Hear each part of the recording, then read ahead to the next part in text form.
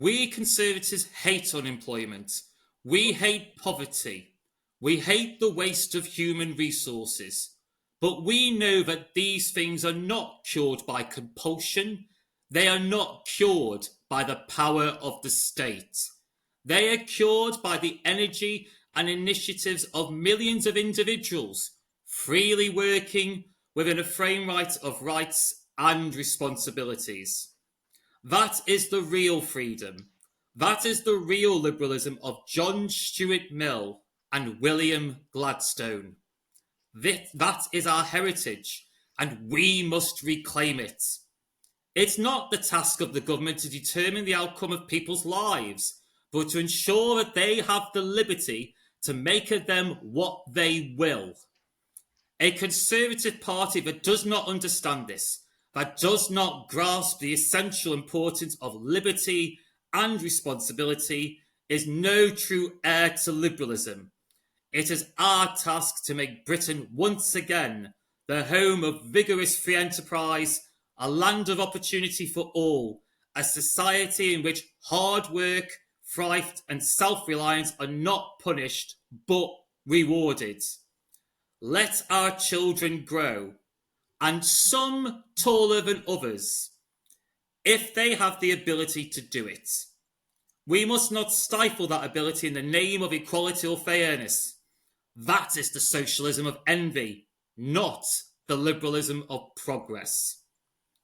We are the party of liberty, the party of choice, the party of free men and women, and we are proud to be so. What am I doing here? Now, that was a speech delivered by the Margaret Thatcher, and just when Mathew thought he would be safe because he did kindly ask me to withdraw doing a Maggie impersonation, I thought at the end I would be a little bit cheeky and squeeze in a very admittedly shoddy impersonation of her. So sorry, Mathew, I didn't want to make you feel too comfortable in this opener. What? Bro, what are you talking about, man? But again, she's another woman who had fabulous hair. If you can remember the last debate where I mentioned being Judge Judy, which you guys could not have asked for a more soft and cuddly Judge Judy. So all I'm going to say is this. I'll try harder. I'm definitely going to try harder, yes. But yes, that was a speech she gave at Party Conference in 1975. And whatever your feelings about her, that speech laid out her own unapologetic defence of what she felt was true liberalism. Individual responsibility, free enterprise, limited government, and the idea that liberty means giving people the freedom and destiny to make of them what they will. And yes, for some to rise higher than others. But was she right?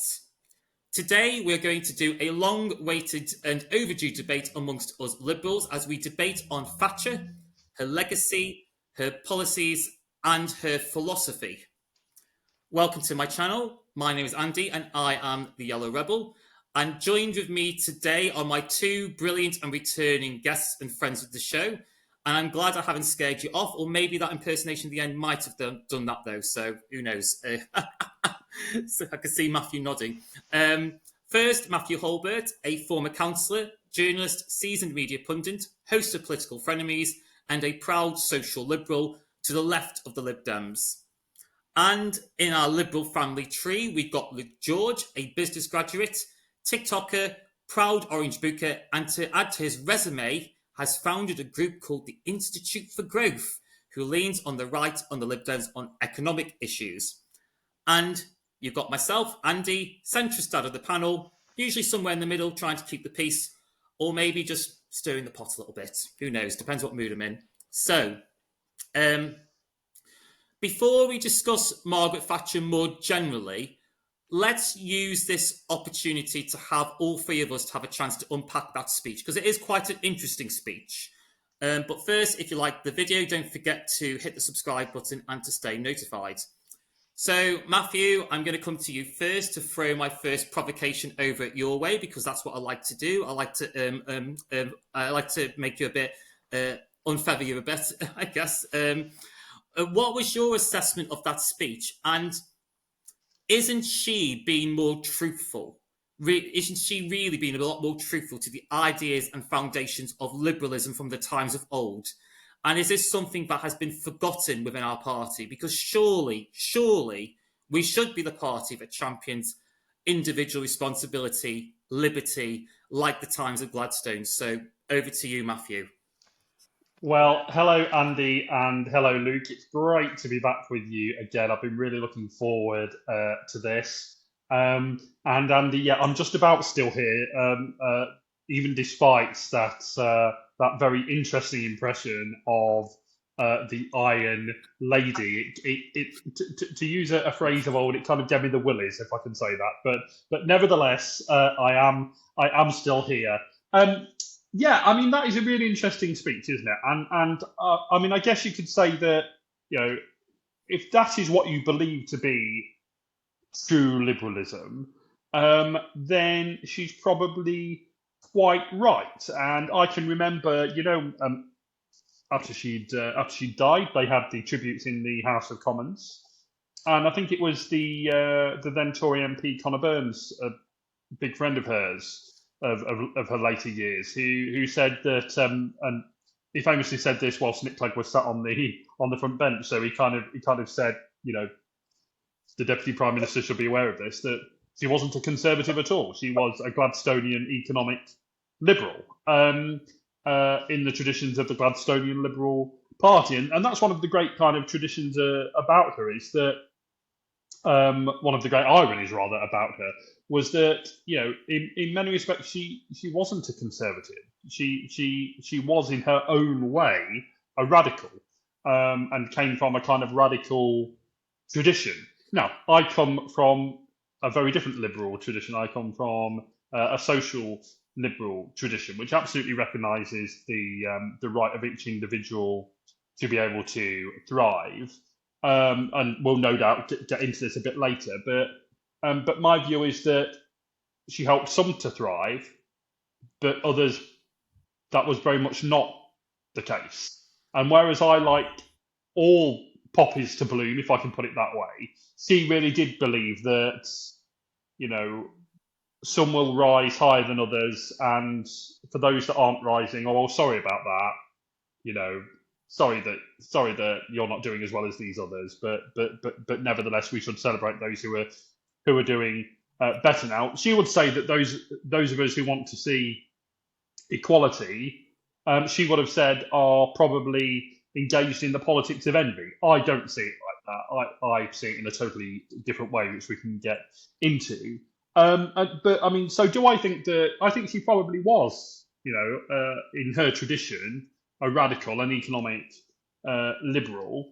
It just so happened that, and this was just true certainly of the time, a bit less true now, with us being much more of a major party with 72 MPs. But the fact is that if she wanted to have a political career of any length and with any success, she couldn't really join the Liberal Party of old. Well, I mean, she could have, but she would have been sat on the opposition benches for a long time. She wanted a political career. I think she wanted to be Prime Minister from a young age, or at least a senior minister. And she could only do that in the Tories, and so that was her party of choice. But my answer to your question, Andy, is that if that is what you believe to be true liberalism, then she was probably right.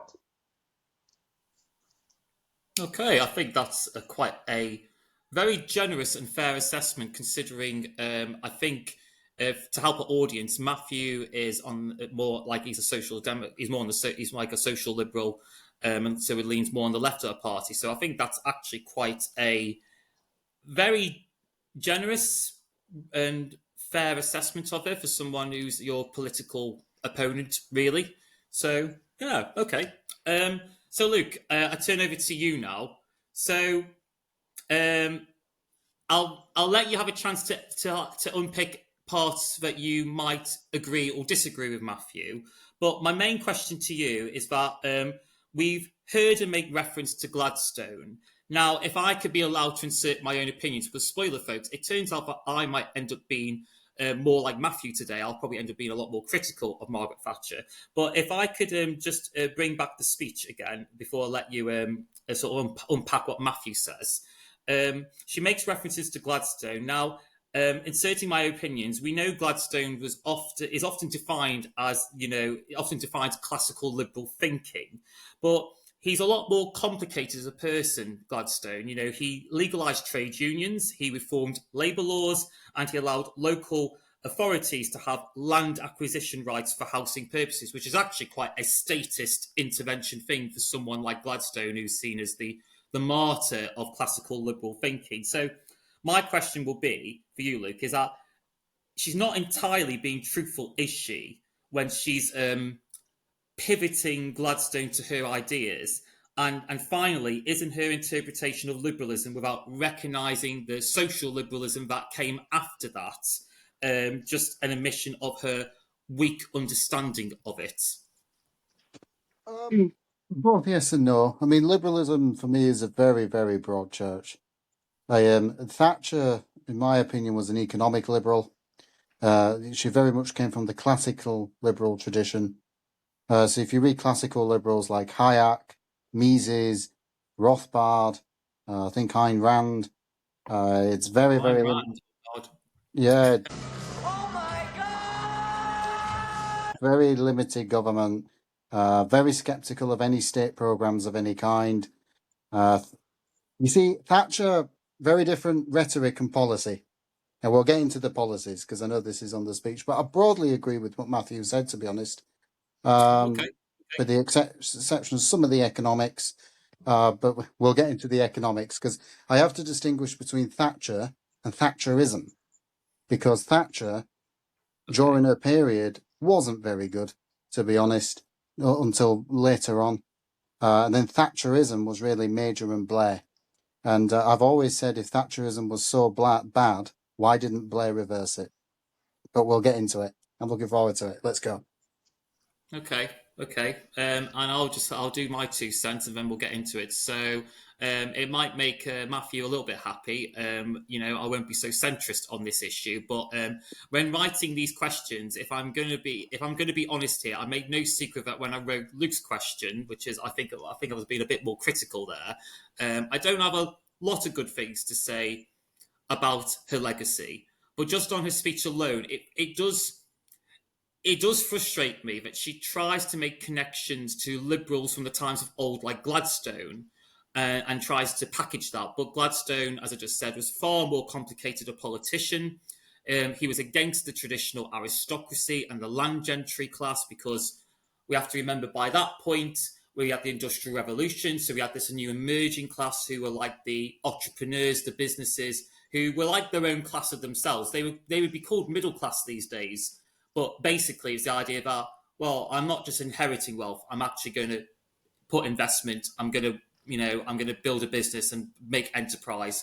So I think Gladstone, I think she does a dirty on Gladstone. I think she's not being entirely fair on Gladstone.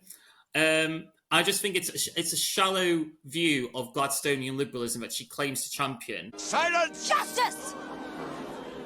And I said this, I already spilled this with you guys in messages, but what really frustrates me is that she talks about liberties and freedom, but only for the market, but never allowed it to be expanded on for the people on social issues. And I think despite, I can get people who have admiration for Margaret Thatcher because she's seen as this very principled, steadfast, determined woman who had these fixed ideas. But when I really, really begin to digest some of her philosophy, I just think there's so much contradictions in that philosophy. So, but that's my view anyway. So, but yeah. Yeah, well, that's just like your opinion, man. We'll get on it. Let's. So, thank you both for unpacking that. I think those were some very interesting points. I'll cut. This isn't on purpose, Mathew. I promise. So I'll go over to you, Mathew. Without revealing your age, so I'm just going to ask you a more general question. So without revealing your age, you are probably aware of Thatcher or Thatcher's policies. but as distant conversations. You were probably not born or old enough to be aware of Margaret Thatcher. Would that be correct in saying? Yeah, so I'm 45. I was born on the 29th of February 1980. And so, she was just Prime Minister for a few months before I was born. Well, not quite a year. I didn't really start kind of getting into politics until after she departed the scene as Prime Minister.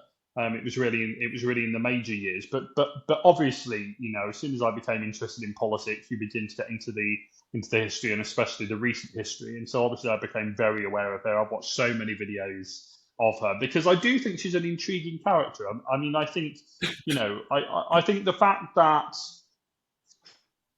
so I'm gonna praise her and then I'm gonna criticize her. Okay, so the praise is that we shouldn't forget how hard it must have been for her as a woman in what was absolutely, it still is to a certain extent today, but what was absolutely then an utterly male-dominated world of politics and parliament. Barely any women at all when she became an MP. The only woman in Ted Heath's cabinet of 1970. I think she felt, and she was probably right about this, certainly when she was running to be Prime Minister and when she became Prime Minister, that the only way she could survive, right, ultimately she was challenged for the leadership much later on, but the only way she could survive any length of time as Prime Minister was to, in effect, be more male than the men, to be absolutely strident, to be dominant. And I think she probably was right that was the only way she could survive in that kind of environment. She was consistently patronised. She was consistently undermined. The landed gentry of the Tory party used to refer to that bloody woman. Even though, I don't think she would have ever really talked about kind of, misogyny in those kind of terms, because ironically, she wasn't particularly a this is another one of the great ironies of Margaret Thatcher, is that she was this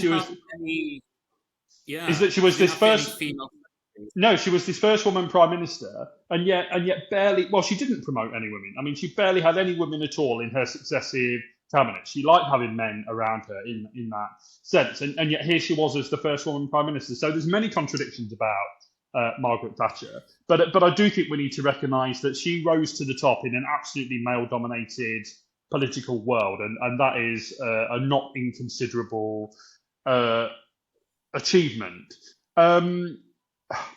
I think one of the issues with, and you often find with politicians, don't you, that the thing that made them ends up breaking them. So the thing that made her was that she was a conviction politician. She had her set of beliefs that she believed she was right, and that anyone who said anything against her policies was just wrong and was to be banished, far away from her. And that made her. But in the end, it was what broke her, because she famously said this quote, didn't she, that consensus doesn't give you any direction. It is like mixing all the constituent ingredients together and not coming out with a cake. She didn't believe in the consensus politics that had dominated all the decades since, certainly since the Second World War. For the times that she came in on, and the legacy that had been left there by the preceding Labour government of Jim Callaghan, that was probably quite right. But by the end of the 1980s and just into 1990, she was so convinced of her own rightness that she wouldn't listen to anyone else. And ultimately, what made her brought her down, because she wasn't prepared. I'm afraid in politics you do have to compromise. She might have thought it a dirty word, but actually all that means is listening to the views of other people and occasionally recognising that they are right and that you are wrong. And by the time of her conclusion as Prime Minister, she'd stopped having the ability to be able to do that. And that is why her own MPs, her own cabinet got rid of her. Okay, interesting. very robust answer there, Matthew. I intended it to be a quick explainer, but I think you've actually raised some really interesting points because I know you mentioned her place as a woman, and I want to bring in this because I've mentioned it to you guys that possibly I think she is like Marmite. You either love Margaret Thatcher or you hate her. And the ones who hate her, I do think, is it very hyperbole? Is it very hyper hatred? Because I do think that there have been many just as bad male politicians who does not get the vehement hatred that she endures. And I do think women generally do suffer when it comes to politics internationally, not just the UK, but internationally. But I'll go over to Luke. So, Luke, you were probably way too young to sort of you know. I don't think Thatcher was probably around when you were born. So, is there anything you want to pick up from Matthew's comments that he's just said, and why, in your assessment, why despite not having had the lived experience, like Matthew was too young, but it was like distant conversations. He probably saw how it impacted, I don't know where Matthew has moved around or whatever, but he saw the impact like my dad did in Bristol. He saw the impact the deindustrialization did and crippled a lot of those cities. So is there any counterpoints you like to make for Matthew? And as someone who's probably the youngest person on the panel, how do you go about in defence of Margaret Thatcher despite not having, because, she was a very divisive person, whether you agreed with her economic policies, she was not a uniter. It was very, you do it this way or you're left behind. So, yeah, over to you, Luke. Well, again, I broadly actually agree with Matthew again. This is not fun. I don't know what's going on. No, but I mean, the thing with Margaret Thatcher is she is a great role model for women in politics overall. She really did break the mould, but she mainly espoused a masculine ideology. Let's not forget that. I mean, very tough on crime, quite a militaristic foreign policy. It wasn't what you call a feminine ideology, if you like, or a more sort of socially liberal ideology. Yes, she didn't compromise, but bear in mind, let's not forget the UK was in such a mess by the end of that post-war consensus. Winter of discontent. We went to the IMF for a bailout. Everybody remembers the summer of '76. Very hot summer, but financially not so hot. Was that the one with the grave diggers and bodies piling up? I think so. I think that was a tad later, wasn't it? That was towards kind of 78. Oh, that's 79. 79. Yeah. That was right at the tail end of the Callaghan government. Yeah. But carry on, Luke. Yeah. The post-war consensus, though, by the end of it, we were suffering from stagflation. We were known as the sick man of Europe. We had a brain drain. So I understand compromise, but compromise on what? I mean, we had to liberalise our economy, and bear in mind, not just Britain was liberalising its economy. Most of the Western nations were liberalising their economies at that time as well. But I broadly, but you asked me about my age. Go back to it, and that's going to be an interesting thing because I can pull up figures A, B, C, D, study A, B, C, D, and people go, "Oh, look how academic," but I've never actually lived through it. So some people go, well, just hold on, Luke. It might all look great and sexy on paper, but in reality, it certainly wasn't that way. But I remember growing up, because remember Thatcherism and Thatcher. So I didn't grow up in Thatcher, but I did grow up in Thatcherism, which I put between 1988 and 2007. I put it at that period after the 1988 tax reform. And then we had Brown, and for me, he reversed a lot of it, in my opinion, and we'll get into it. But I remember growing up as a kid, and that period, although I didn't understand economics back then, but I understood we were living in prosperity, and I understood that after the financial crisis, something seriously wrong happened. So I've never felt that prosperity again since growing up as a kid. I mean, could you argue, like you said, prosperity? Because I'll add another spanner in the works. But do you think the crash was the legacy of the deregulation of the financial sector and basically it overheated?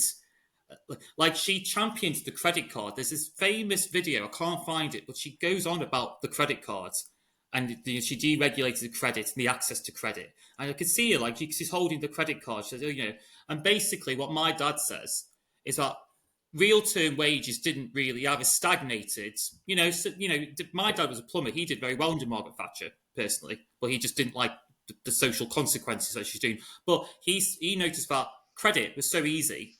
But because wages has he feels it for our young people, because back in my dad's day, it was only 3 times your wages, your house. But now it's like 10 times your wages. And that idea of subsidizing it through it's almost like a benefit. It's a subsidized benefit, the credit cards. You're basically saying, oh, don't worry, just put it on the credit cards. So do you think the really interesting thing the really interesting thing, Andy, is that I've seen that famous video too, and actually what she was talking about on that occasion was because she did this long spiel, and the accumulation of it, the crescendo, was that she was talking about the co-op credit cards, and she talked about the fact that obviously money from that went to the Labour Party because the co-op is aligned to Labour, and she said. Yes. She said, so whilst the Labour Party policy is credit controls, their PR men peddle credit cards. And it was a really quite clever rhetorical way of making the point that she wanted to make. But I'll just say this very quickly. I mean, one of the difficulties of Thatcherism, and I think many of the changes that she made to the economy were necessary because of the reasons Luke gives. I mean, actually, I think that we should look again at the Callaghan government, actually. I think it was a better government than people give it credit for, actually, in very difficult circumstances. So I'll just say that. But there was no doubt that changes needed to be made to the economy, and she made them. But the trouble is that some people got very, very, very rich, and some people, as a result, were made very, very, very poor. And that is her legacy. Can I just come back on some of the data? I did ask you some questions. So, you come back, Luke. And then actually, Mathew, you wonderfully prompted my next question because you mentioned Jim Callaghan and the election. And I'm going to quote some manifestos. How exciting. You can tell it's a political podcast when you're quoting 1979 manifestos. But Luke, if you want to jump in to get a rebuttal. Yeah, sure. If you look at Thatcher in her early years, so around about the first 9 years, she wasn't very good at all. She raised taxes, she doubled VAT, she put a profits tax on banks, the windfall tax on banks, the tax-cutting economist who did the Laffer curve, Dr. Art Laffer, he wrote Margaret Thatcher's tax increase in the early 80s. She wasn't very good. She didn't privatise a lot of the industries until much later on. And then we had the 1988 tax reform in which the top rate was dropped to 40, and it stayed that way all up until the crash. But I'm just going to go through some figures here because I keep hearing that real GDP didn't increase. Average GDP growth between 1988 up until the financial crisis was over 2.5%. Now we're lucky if we can get 0.3%. Real GDP per capita, which is adjusted for inflation, was $15,000 in 1988, $36,700 in 2007. Huge increase there. Home ownership rate increased massively from about 65% to 68.5%. In fact, many people owned the council homes for the first time. That was almost the biggest redistribution of wealth to the poor. But we're just going to look at absolute poverty, which is the best measurement of poverty. In 2001, because that's the earliest data we have, absolute poverty was 30%. In 2006-07, it dropped to 22%. So you've got a drop in absolute poverty despite inequality rising, much stronger GDP growth, real GDP per capita going way up, And then we have Gordon Brown, who puts the taxes up again. He puts top rate of tax back to 50. He abolishes the 10p rate. Huge stimulus spending, huge regulations. And I want to come on just lastly, if I can, on the deregulation point. Because I keep hearing, oh, it's caused the crash, it caused the crash. The '08 financial crisis was caused by the Federal Reserve. It was not caused by deregulation. The Federal Reserve cut the interest rate down to 1%, pumped money into consumer credit, into the housing market. That when the housing bubble popped, because our banks, and we mainly a financial services economy, bought US securities, those assets turned into liabilities. So unless you wanted to ban our financial institutions from buying US securities, which the White House certainly would have been asking questions, because that would have been like a sanction, that was unavoidable. It was not caused by deregulation. There are other countries like Singapore and the UAE, much lighter regulations on financial services. They don't have big '08 style crises. But do you accept that part of the housing crisis, because you mentioned housing and home ownership, and I do actually agree. I think allowing people from working class backgrounds to be able to, but there's a bit of a myth about the right to buy. It really frustrates me. The right to buy existed long before Maggie Thatcher. What she did differently, but before then, if you wanted to buy your council house, you had to go to a bank, get a loan, and you had to pay off you had to basically get a whole loan for the whole house. What she did is anything not very physically conservative at all. She was basically discounting them. So she was using taxpayers' money to give massive discounts for these council houses. And this caused, and I think there is an argument to be made that this planted the seeds on why, because you mentioned, I take your point about real terms, like wages in real terms increasing. I take that point, but there's different metrics of measuring now. Like you can argue, well, my wages have gone up. You know, I've had an increase of £1,000, but the house price has gone up £10,000. So today we've got young people who are earning more than their parents did before.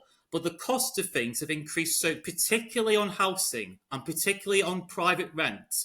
And I do think there has to be a reckoning that part of that was due to Margaret Thatcher's policy on the right to buy schemes, because we didn't put in any social housing stock to act as competitors against the private rented market and against the private ownership market. So I take your point, but I think there's ways in which you can measure real terms prosperity. If young people can't get a home, they can't live independently and have their own place and not be paying high mortgages or high rent, then I think you have to sort of look at that measurement differently. And I feel like Mathew wanted to jump in, so... Yeah, I mean, I just wanted to say that I'm just reminded whilst you were talking there of a speech that Tony Blair gave to Labour Party conference, I think not long after he'd become Prime Minister, when he talked about the fact that, council house sales had originally been the idea of Labour people, but it was seen as too difficult and too divisive. Trade union reform had first been suggested by Labour people, the famous paper called In Place of Strife.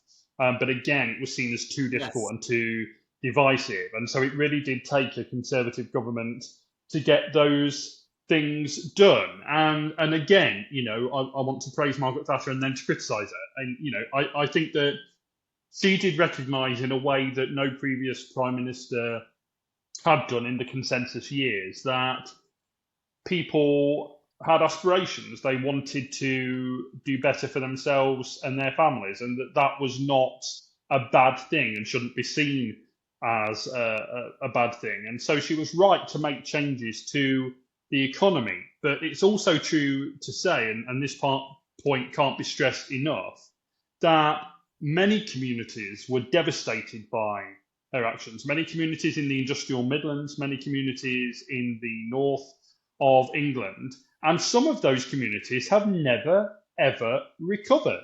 And that is part of her legacy too. And I got the impression, I'm sure she'd never have put it like this, and I'm sure her supporters wouldn't, but I got the impression that she felt that having one or two, or it was more than one or two, but having some devastated communities was a price worth paying, in her view, for transforming the rest of the economy.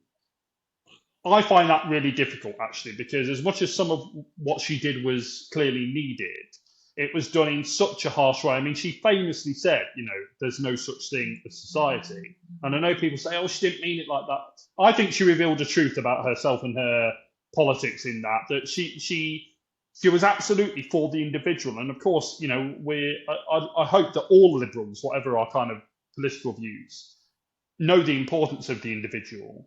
But also, we are a community, we are a society. We as human beings, we interrelate to one another. We can't just live our life as solo individuals. We've got to have family, we've got to have community, we've got to have society. And I think it was on that latter point that her legacy is actually pretty devastating. Yeah, I think the hyper individually is probably, I think that's what differentiates between like British liberalism, or at least the British liberalism of today, against her views of individualism. We want individualism, but it's the hyper individual, like it's just literally about. And also, I've heard some people say even her cabinet ministers didn't like the greed is good culture.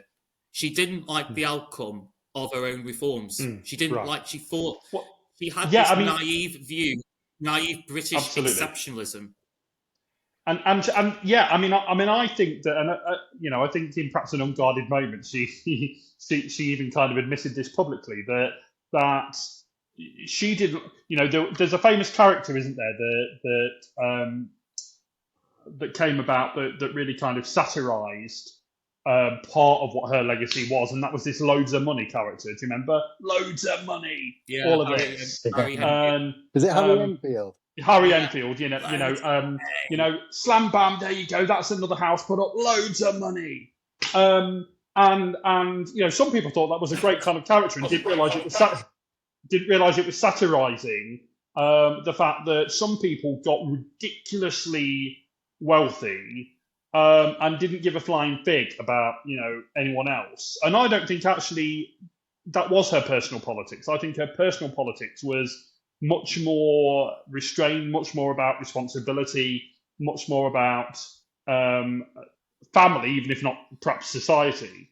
And so, yeah, I don't think if she was honest with herself, I don't think that she would have been especially pleased with that loads of money type of legacy. But it was part of her legacy, I'm afraid. Yeah. And weirdly, Harry Enfield, he absolutely hated doing that character because people weren't getting the jokes. So I thought Harry Enfield would appear on my podcast.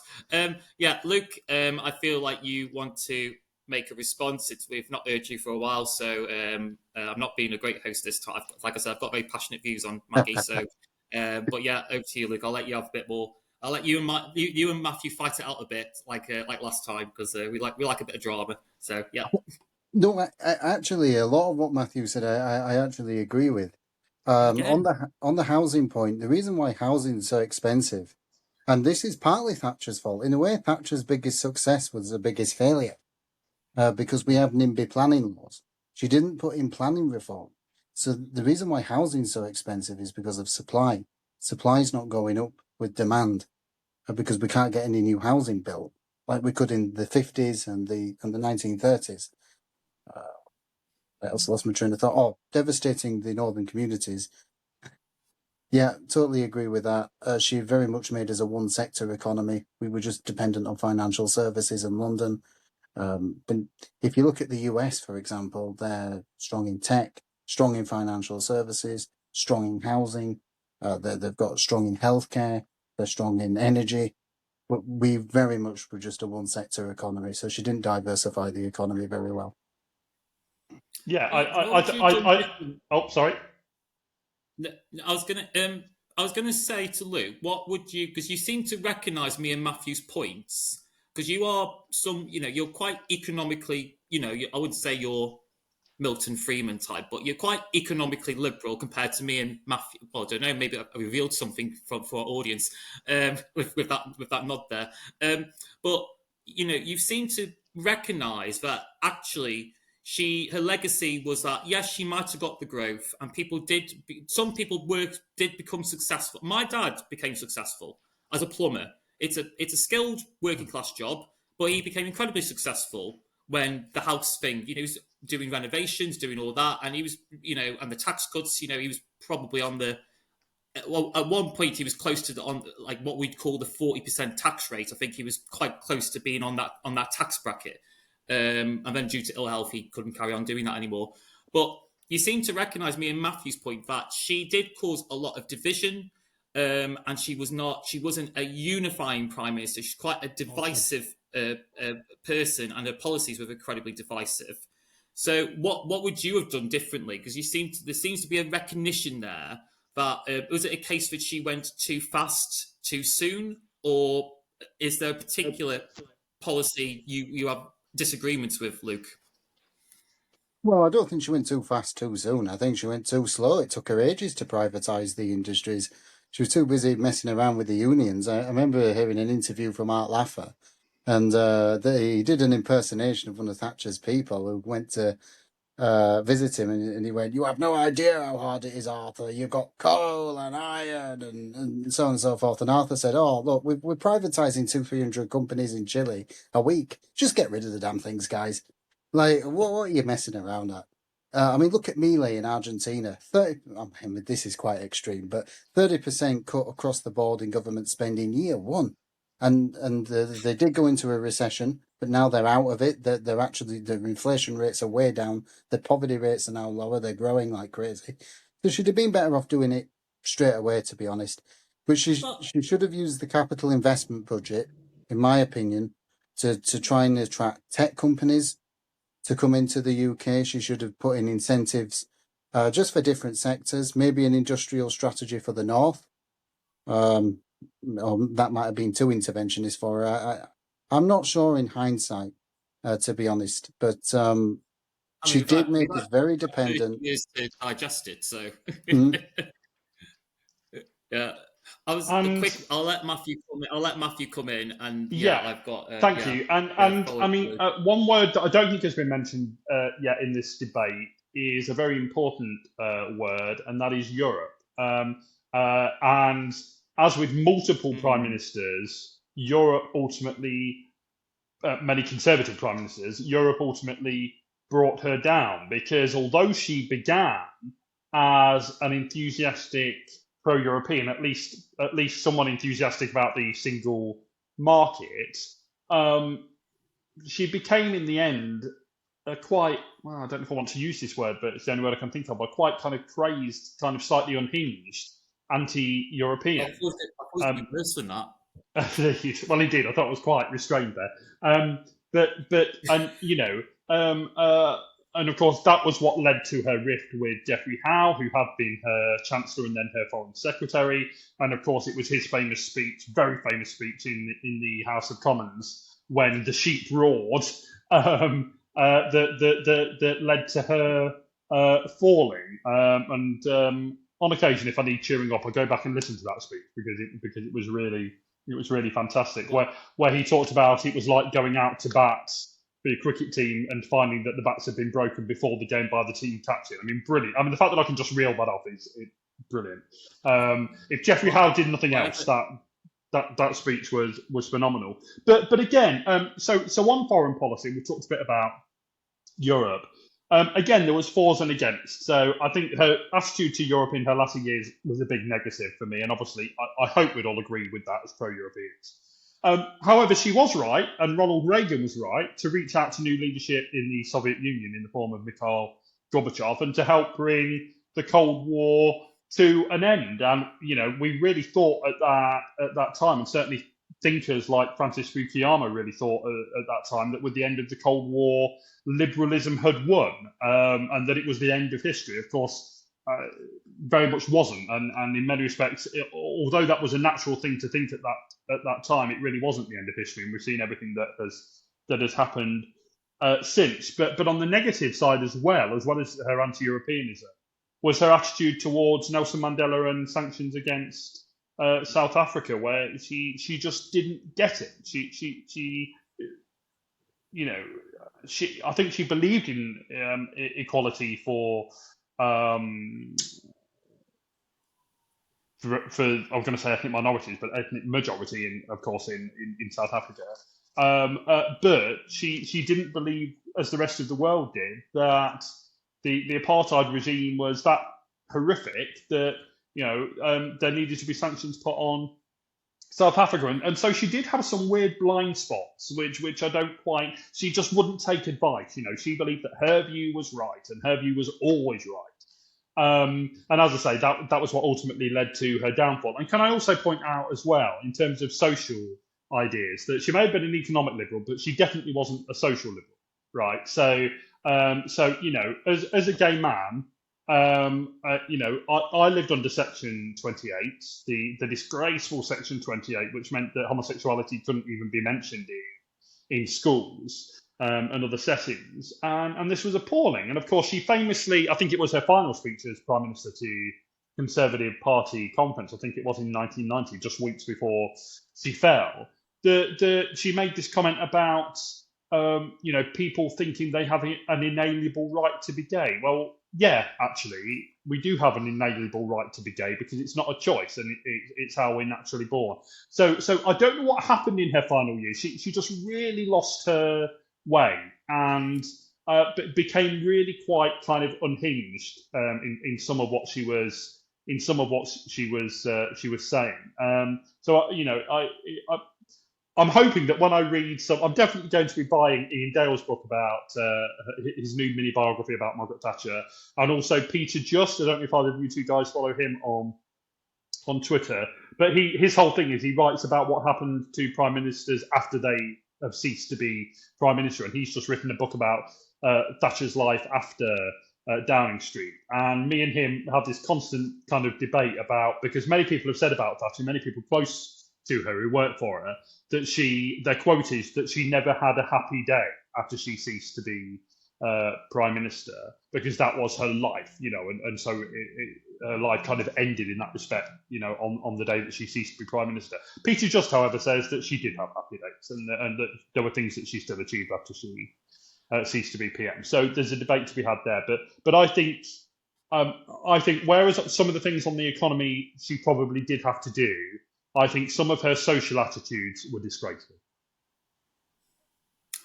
Luke, great answers there, Matthew. And again, I'm enjoying the nuances. So obviously, me and Matthew are going in a bit more critical of Margaret Thatcher, but I am enjoying the nuances and the sophistication of the debate. Because I think.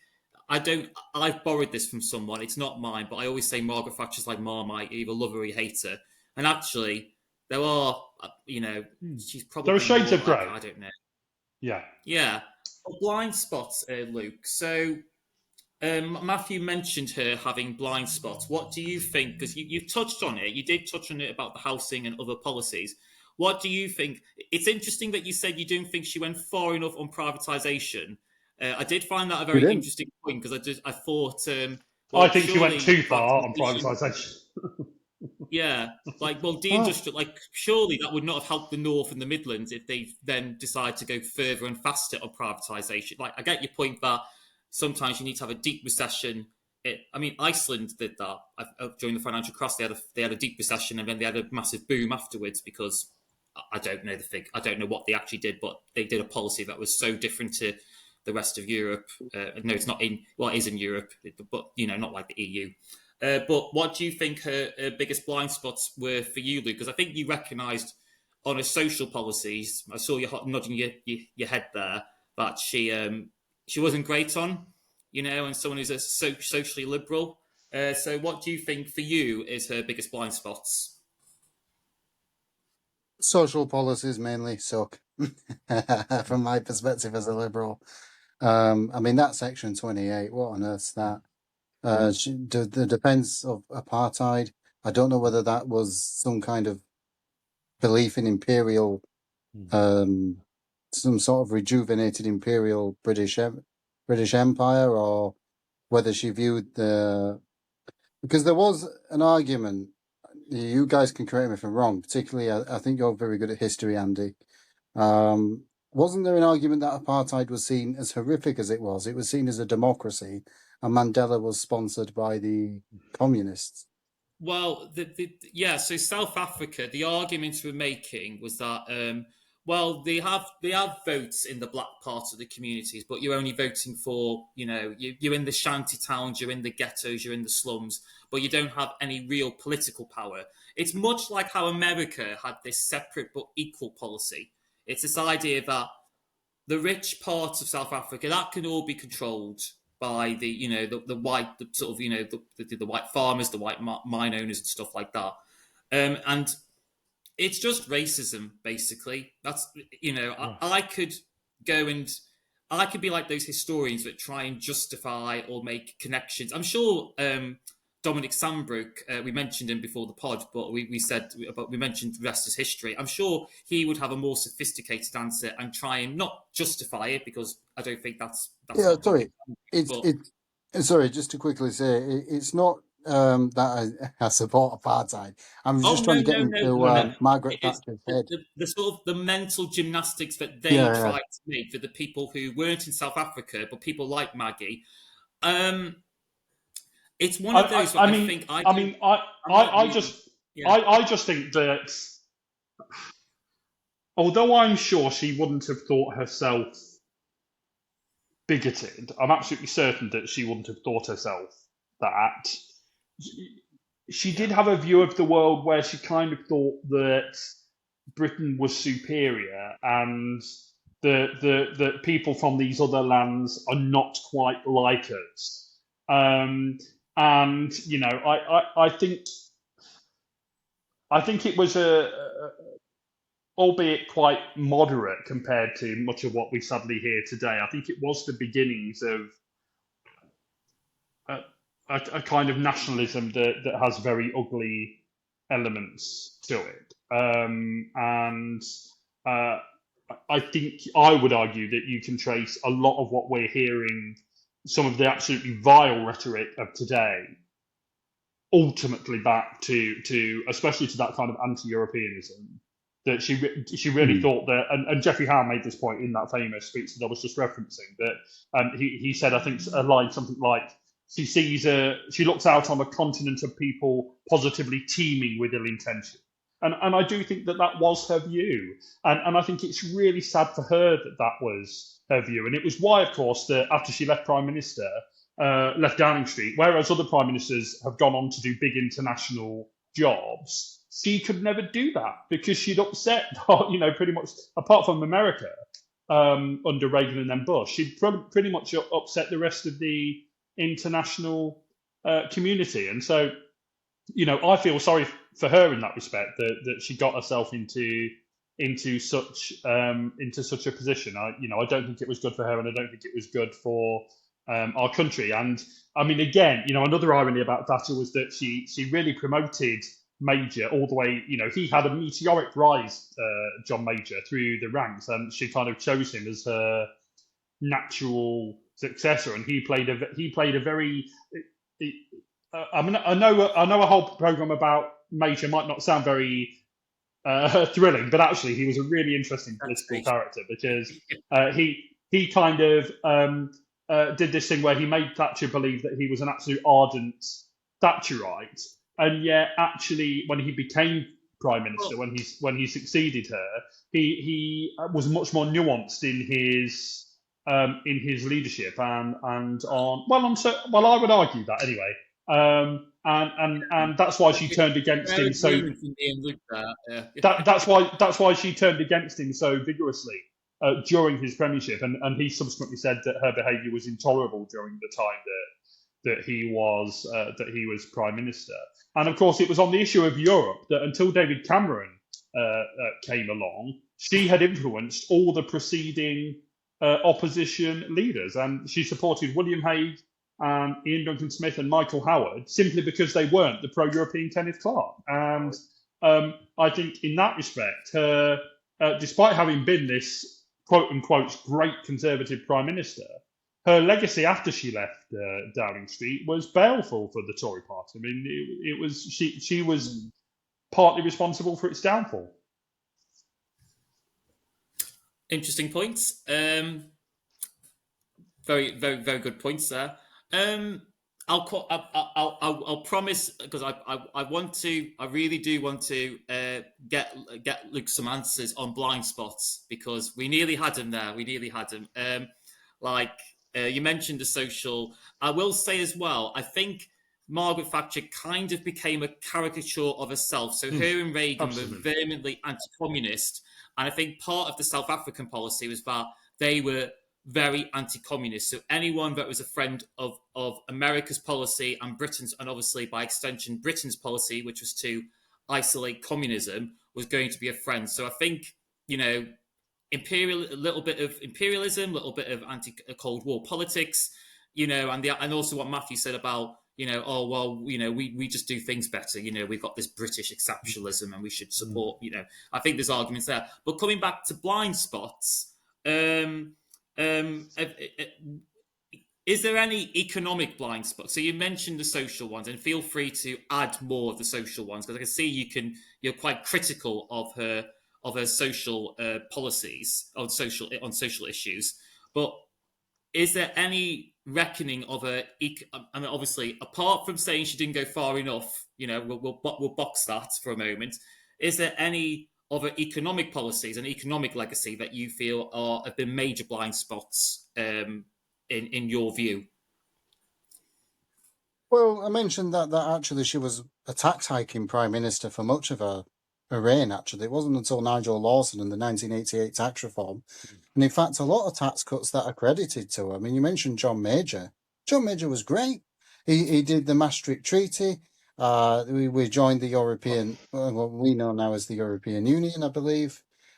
Free trade. He cut the deficit. He cut spending as a share of GDP. Ken Clarke put in tax cuts as well, although mainly on basic rate. I thought John Major was fine. I mean, he was a bit dry, I suppose. And the atmosphere is tense as John Major steps up to make his keynote speech, reasserting his authority as Prime Minister.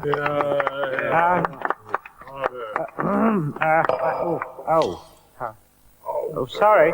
Has anyone... And the Tories became a bit of a zombie government by the time the 97 election came. I think people were just, quite frankly, sick of them. But Luke, that was, by that point, actually, that had become much more, it wasn't really about the economy, was it? Because actually, the Blair government, and I think they even admitted this, they inherited, I don't know if you'd call it a golden economic legacy from Ken Clarke, but certainly a pretty positive economic legacy. By 1997, and I can remember this, because by then I was kind of, by 97, I was 17, and I'd been into politics for a number of years. But by 97...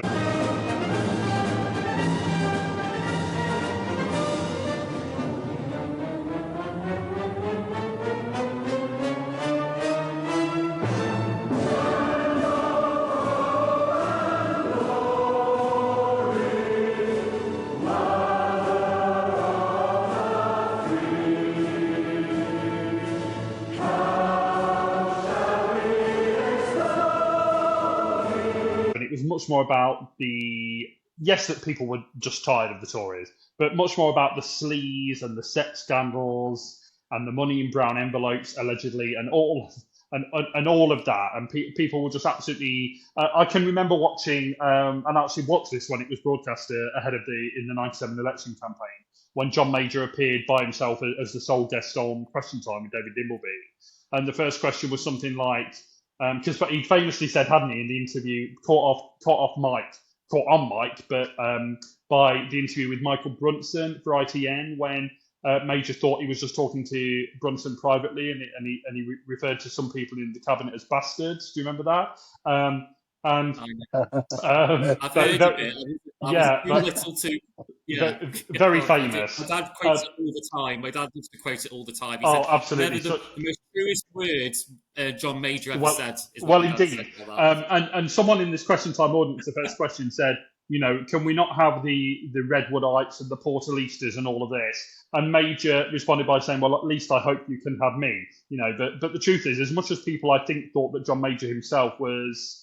you can agree or disagree with his policies, but he himself was a pretty sound guy, pretty straight up kind of individual.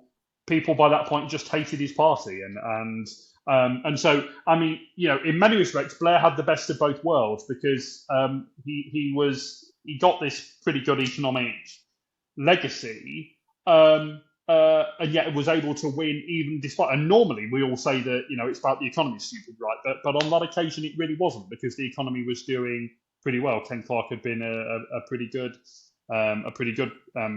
prime minister, and so that's why and obviously I disagree with Ken Clarke on things, obviously, because he's a Tory and I'm a Lib Dem, but I mean, I think Ken Clarke is one of the great prime ministers that we never had. I mean, how he never became a Tory leader and then prime minister, I'll never know. Well, I do know, because of Margaret Thatcher and the anti-European issue. Again, Luke, would you like to rebuttal a response to Matthew's comments? He's going to agree. Well, we want a bit of drama. It can't just be me being hypercritical of Margaret Thatcher. So come on, pick up. I largely agree with Matthew. Oh, again. Here you go, Larry. You see what happens? You see what happens, Larry? You see what happens? This is what happens when you fuck a stranger in the ass, Larry. I'm sorry. No, this is good. This is consensus. This is good.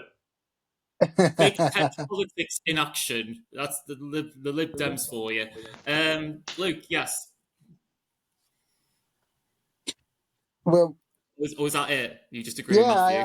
I'm not an expert on the personal stuff. It's like, I thought Bill Clinton was great on the economy, but I wouldn't want to be in that White House.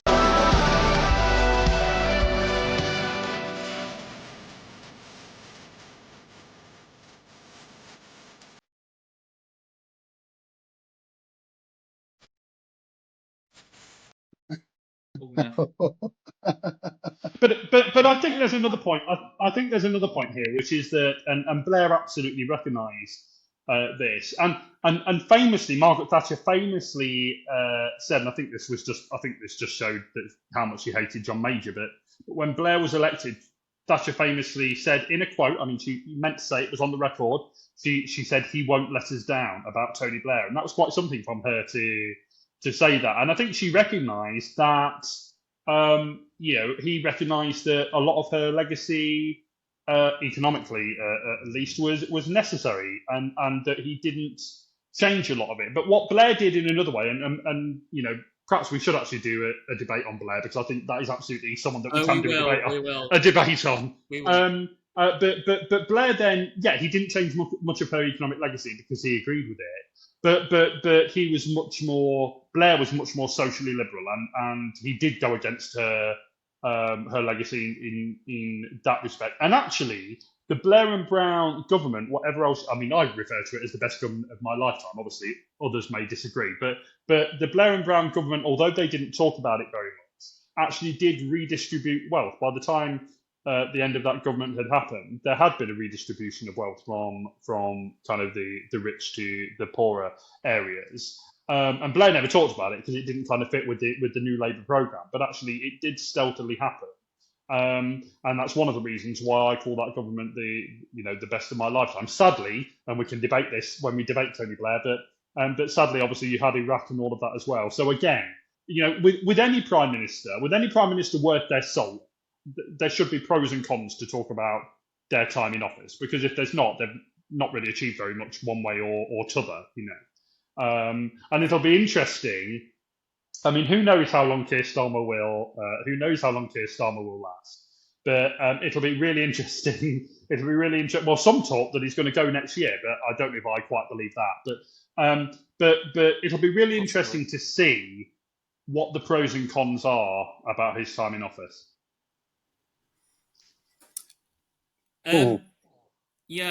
Luke, Well, I think Thatcher said her greatest achievement was that she managed to get her opponents to change their minds. I mean, the first thing Blair did when he came to office is he surrounded himself with people from the city, and he promised that this Labour government wouldn't be anti-aspiration. I mean, he did that really well. I mean, he redistributed wealth, though, not by necessarily raising taxes. He did it through economic growth. He used the proceeds of economic growth to invest in public services. I really like Tony Blair, to be honest. I thought, domestically at least, I thought he was really good. Absolutely. I mean, I think up until I was a Labour member famously from as soon as I could join. I think I joined at 18 in 1998, and I left because of Iraq in 2003. I really should have joined the Lib Dems straight away then, but I had this little dalliance with the Greens that didn't last very long, and ultimately joined the Lib Dems. Ultimately joined the Lib Dems, my political home in March of 20. I joined the Lib Dems in March of 2010, and then we went into the bloody coalition in May of 2010. So. Well, the perfect time to join, yeah. Oh, what a shocker that was. Can I just mention where I think Thatcher was right about the One Nation Tories and the what we'll call the Tory way? Criticism of them. Yeah. You had a situation where you effectively had the One Nation government. Was it Ted Heath in the 70s? Yeah, well, Ted Heath started a bit like he wanted to do union laws reforms and he started off as a monetarist. And he backed out. Carry on. Just to say very briefly, Ted Heath was Thatcher before Thatcher. He just didn't end up enacting it. He because he was much more of a consensus man than she was. He tried to do what she later did, but got the willies and backed down from it. And he hated unemployment, having been to Nazi Germany and seeing what how that impacted over there. But yeah, Luke, carry on. Because you have a situation with the One Nation Tories where, because when I was a Tory history was you have the One Nations in the post-war consensus, then you had Thatcher, and then the One Nations came back under Major. Now, you have a situation where in the 70s, the One Nations just have super high taxes and nationalised industries. And then in the 90s, they're like, oh yeah, we accept the market now and low taxes. So what do they actually believe in? They just go with the consensus of the day. I don't know what they actually believe in. Well, conservatism is the belief that you don't change anything. It's a very unusual, like you have in the Soviet Union, you had, before Gorbachev, you had conservative communists, and you're thinking, well, that doesn't make a lot of sense. How do you have conservative communists? Basically, these were communists who were Stalinists, who just didn't want, we don't want to change the Soviet Union. We don't want glasnost. We don't want this. We don't want freedom and stuff like that. We don't want to have a more open market economy. So it sounds like a contradiction, but that's what conservatism essentially is. You basically don't try and rock the boat too much. So you can have a situation where you're you're like Cuba, and you might be a conservative communist and not want to do the reform. But no, it's an interesting point about the One Nations. But I do take issue on the tax things because they've always believed, like, I think I will bring up the manifestos before we end this, but they did believe in cutting taxes. It's just like the One Nations then, they wanted to raise indirect taxes like VAT and then cut personal taxes. That was basically, they wanted to do more like a tax shift rather than cutting the GDP levels of tax. So, but I feel like Luke's. So is your criticism of people like the One Nations and Michael Heseltine that you feel like they don't really stand for anything? Like, because I think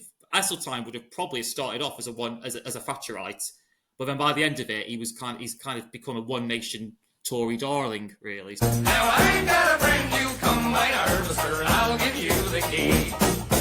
So is that basically your assessment of that, Luke? Do you just feel like they don't stand on principles or beliefs? No, they see any reform whatsoever as too radical. There's an overemphasis on pragmatism, but the problem is they don't change anything because they see it as quote-unquote too radical.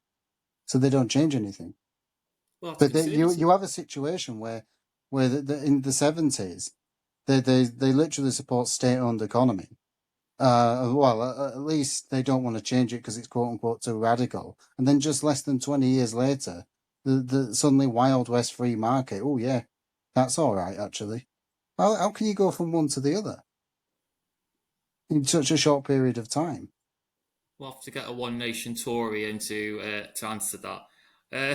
So I want to bring up these manifestos in 1979 because we hear a lot about, like, you talk, Luke, about Thatcher and Thatcherism.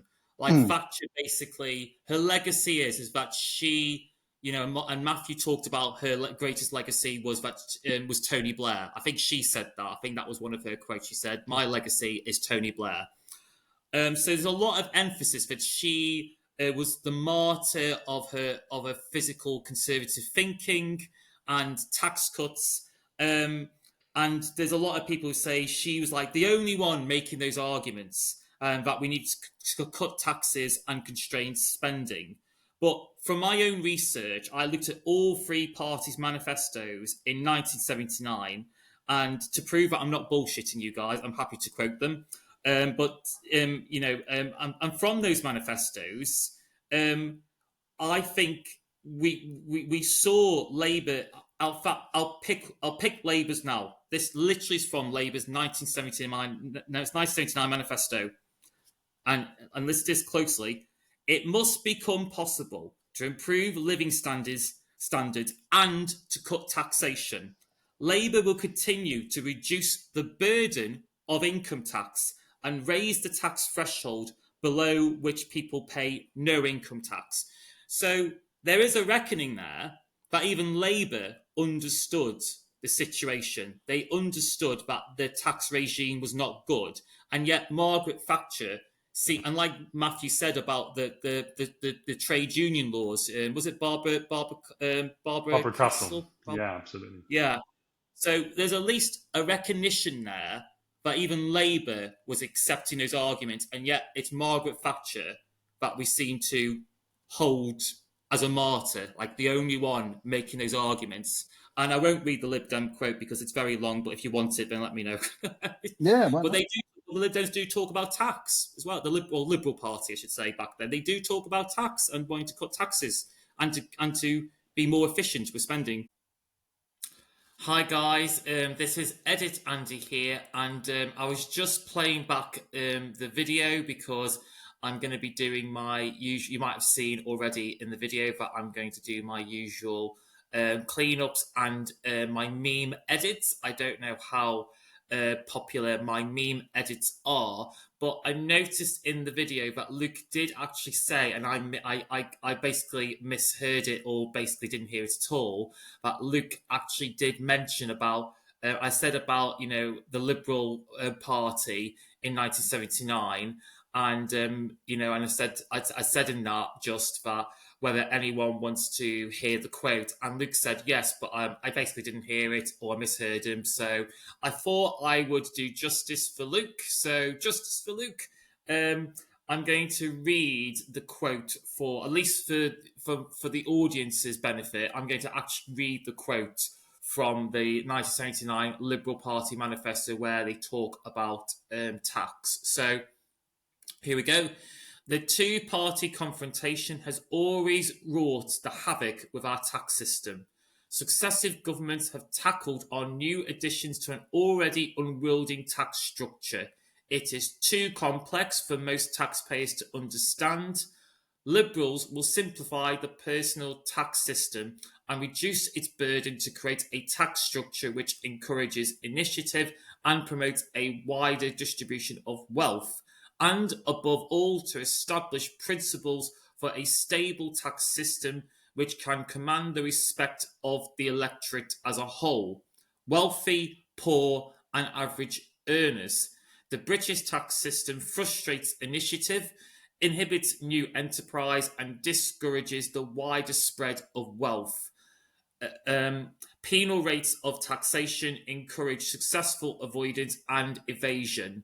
We will have an income, and this is where it gets quite a little bit a bit spicy, guys, because they have actually, Labour's was quite, Labour's one was actually quite a bit fluffy, but they have actual details in the Liberal one, and this is the bit that I want to bring up. We will have an income tax structure starting at 20% with a top rate of 50%. And they do go on more to say they would have Luke's favourite. They said they would have in order to shift the personal taxes, they would have a land value tax, which I hope we'll have a debate and discussion on sometime. But they also discuss Luke's favourite tax, a wealth tax. So probably I probably it was probably beneficial for Luke not to hear that bit of the manifesto. But just my quick overview, the language in that, having read that again, the language that they use, frustrates initiative, inhibits new enterprise, and discourages wealth. It's interesting that just to sort of go into more, just to give my kind of my talking heads and my thoughts. It's interesting that the language that the Liberal Party, that even the Liberal Party was using, is quite Thatcherite in a lot of ways. It was something that you would hear from Margaret Thatcher about the idea that our tax regime was discouraging aspiration. It was discouraging initiative and enterprise. So it's interesting hearing that language in 1979 from the Liberal Party, which, at that time was politically more close to, it's always been in the middle between Labour and the Conservatives, but I think more generally, the Liberal Party has always been closer to Labour of recent times than it has been to the Conservative Party. So that's just interesting hearing the language they use, which almost emulates the spirit and the tone that Margaret Thatcher would probably have used. What you most definitely did use. So I just think that's quite interesting. And also, just to give my final points on this, I think it just debunks these myths that she was the only one making these arguments. She was the only one having that conversation, that honest and frank conversation, that the British tax regime at the time was just uncompetitive. It needed reform, and I just think I suppose what I didn't do justice, but I suppose what I was trying to say in my questions to both Luke and Matthew was that that Margaret Thatcher, we like to martyr her as being this physical conservative, the only one who's making these arguments. And yes, I think Luke's point, and I think Matthew as well also agreed with this, that she probably was the only one who could actually drive through these reforms. So if Labour or in unusual circumstances, even today, and especially back in 1979, if for some strange circumstances the Liberal Party had been given the reins of power, then would they have had the political courage and determination and the drive to push these through, or would they have fallen back on compromise? This kind of the general theme of this conversation, that Margaret Thatcher was someone who was uncompromising. And so that was the quote from the manifesto. And so this is Edit Andy, and let's continue back to the debate. Oh, Luke, anyone? Sure, I'll go. Yeah, she wasn't the only one making those arguments, as you quite rightly point out, the Liberal Party. But let's suppose Labour won again, and Labour won all the way through the 80s. If Thatcher hadn't have done it, the IMF would. If the IMF hadn't have done it, the European Union would. Well, So it Labour was unavoidable. They did honour the IMF, and they did cut spending. In fact, Tony Benn argued that was the reason they lost the election. So who's right, is what I would argue. Well, like you history say, would say Thatcher was right compared to Tony Benn. So well, I think I think that we should look again actually at that Callaghan government, and I think that though it clearly ended in defeat, and that there was undoubtedly the winter of discontent, that's just a fact. I think that he did his best in a very tough set of circumstances, and of course he has his place in history because he was the first ever and thus far the only person to have held all four great offices of state, which makes him a quite unique individual. But I think that to perhaps kind of sum up, is that I think Thatcher in many respects was needed. I think we should never forget that she broke through the glass ceiling at a time when she was pretty much the first, if not the first, female leader of a major Western industrial democracy.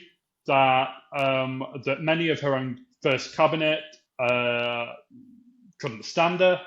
And the fact that she did that is an incredible achievement for which she has a place in history and always should.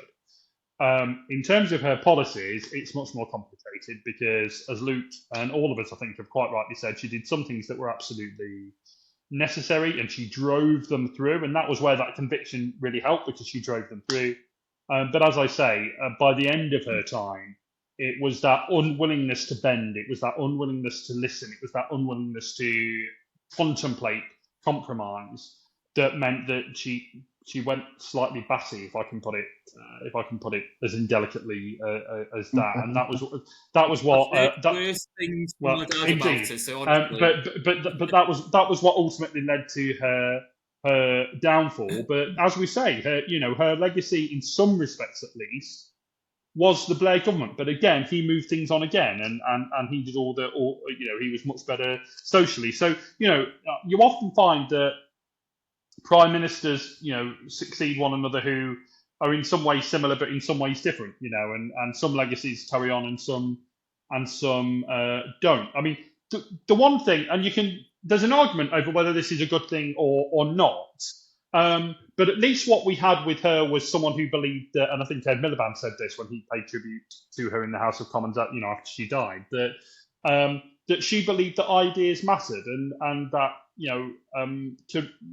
having differences between the main party of the right and the main party of the left was a good thing with a good liberal centre in the middle was a good thing to have, and I don't think she would have liked the kind of managerial, technocratic kind of leadership that we've seen, certainly from Rishi Sunak and now from Keir Starmer. I think she liked the battle of ideas. I think she thought that was important, and we've not really, apart from I don't even think this was an idea really, but apart from the brief iteration that was Liz Truss, and I don't know what was going on there, but we've not really seen a kind of battle of ideas. I guess we kind of saw it with Corbyn, because he was a much more traditional kind of Labour leader. And again, we could absolutely do a debate on him, because we forget how close he came to becoming Prime Minister. I mean, it was really quite close in 2017. And that would have been quite something, wouldn't it? I mean, if we think that in a different way Farage potentially becoming Prime Minister is something that scares us, then I mean, it'd be interesting to think of what a Corbyn government would have looked like. So we occasionally see this little glimmer of the battle of ideas, but now at least, I mean, we hear that Kemi Badenoch is supposed to be this great kind of ideas person and uncompromising and all of that, but I just don't see it.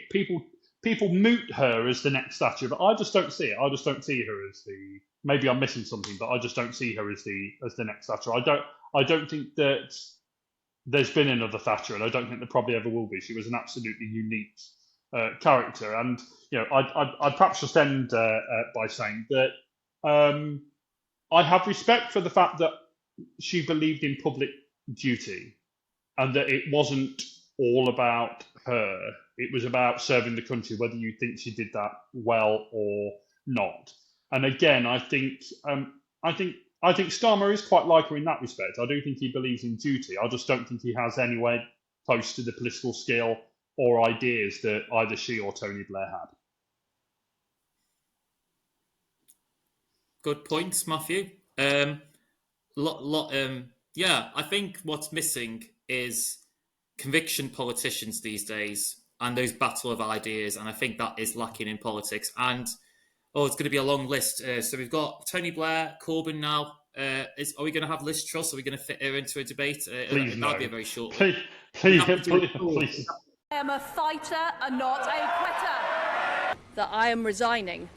Please not Liz Truss. Like You just had to give, But yeah, Matthew, you just had to give it a chance for it to trickle down in time. Oh, Luke has to No, I'm mention joking. trickle down, whatever the subject is we're talking about. Luke has to mention trickle down. And That is so fetch. Gretchen, stop trying to make fetch happen. It's not going to happen. I'm gonna quote Bill Clinton now when he famously said, "You get the down, what you don't get is the trickle." That's what he said. And yet that's good. That is good. And yet he was one of the best trickle-down presidents Well, going. indeed. So there you go. So that's another grand.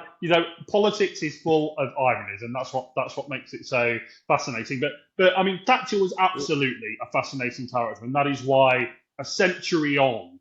I mean, think of that. A century on from her birth. So she was born in October 1925. A century on from her birth, we're still talking about her. We're still debating her. She's still having books written about her. She's still having TV programs made about her. And I'm reminded of one of her final prime minister's questions. I forget sadly the name of the Tory MP, but it was one of the few female Tory MPs who famously said that. I think her quote was something like, and she didn't just mean the opposition; she meant her own side as well. She said, "When everyone else here is dead dust, she, meaning Thatcher, alone will go down in the history books." And I think that's right. I think along with Winston Churchill, those are and Blair, but in a different kind of way. Those are the prime ministers from certainly the mid to latter half of the 20th century that will be remembered. Can I just quickly come back on Liz Truss? Because she reminds me a little bit of Barber. Because Barber, if you remember, it was known as the Barber boom. And he did Australia or New Zealand. Oh no, in the 50s and 60s, yeah. The 70s. Barber was the 70s, and he sort of dashed for growth. He did all these unfunded tax cuts, and you had this big inflationary boom. And Liz Truss very much would have done the same thing. And you know what? It actually Labour went in the election inheriting those Tory inflation. There's an argument that when Howard Wilson got elected again, he inherited the mess of. It's an irony because when Labour lost power and there was that finance minister that wrote, there's no money left. Literally in the 60s, that's what the Tories did for Howard Wilson. They wrote similar. Yeah, there's no money left. Absolutely.